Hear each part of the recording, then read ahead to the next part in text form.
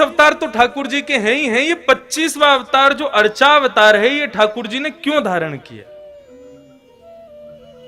हमारे घर में ठाकुर जी अपनी सेवा कराने के लिए क्यों पधारे?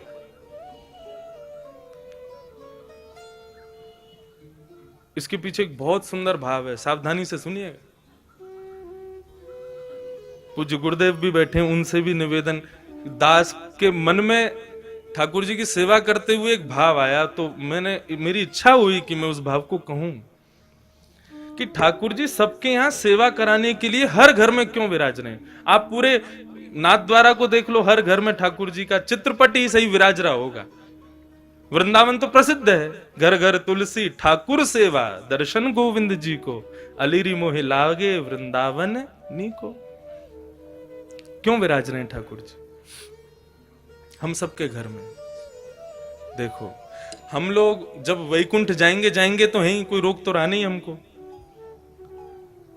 एक ना एक दिन सबको जाना है वहां पर। तो यदा कदा हमारे द्वारा किए गए कृत्य के कारण यदि हमें कभी वैकुंठ के अलावा भी लोगों का दर्शन करना पड़ गया, मानो जैसे नरक का दर्शन हो गया या स्वर्ग का दर्शन करना पड़ गया, और उस पश्चात वहां पर बताया गया तुमने ये अपराध किया था इसलिए तुमको ये करना पड़ा, तो हम ठाकुर जी से शिकायत करने लग जाएंगे। प्रभु आपकी इतनी अर्चना करते हैं, इतनी सेवा करते हैं, इतनी पूजा करते हैं, इतना आपका नाम गुणगान करते हैं, उसके बाद भी हमारे जीवन में दुख, उसके बाद भी हमारे जीवन में कष्ट, उसके बाद भी हमारे जीवन में कभी सुख की अनुभूति नहीं, और उसके बाद भी जब हम संसार छोड़ के आए तो नरक का दर्शन। शिकायतें दुनिया भर की हम ठाकुर जी से करने लग जाएंगे। आपने ये नहीं किया, ये नहीं किया, ये नहीं किया, हम ठाकुर जी से शिकायतें करेंगे।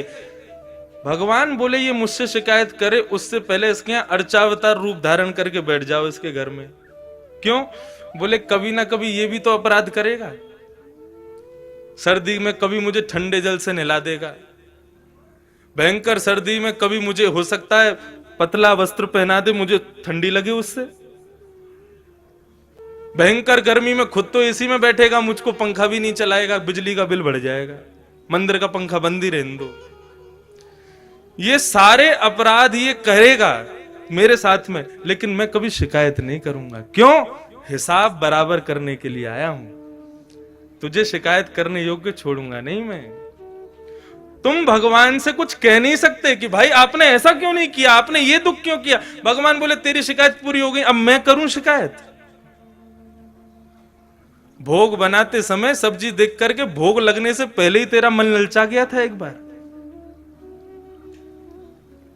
भयंकर सर्दी में एक बार मुझे कहीं लेके जा रहे थे, बद्रीनाथ गए थे, मुझे इतना पतला वस्त्र पहनाया, मुझे सर्दी लगी, मैंने कभी शिकायत की तुमसे? तो मनुष्य की जितनी भी शिकायतें हैं उनका हिसाब बराबर हो जाए, उसके लिए ठाकुर जी अर्चावतार लेके आए कि आप ठाकुर जी से कुछ कह ना सको। यदि आपने कहा तो फिर ठाकुर जी कहेंगे। कितना भी प्रयास कर लेना, कितनी भी कोशिश कर लेना, अर्चावतार में एक ना एक अपराध तो हम करते ही हैं, लेकिन ठाकुर जी कभी कुछ नहीं कहते। तो वही चैतन्य है।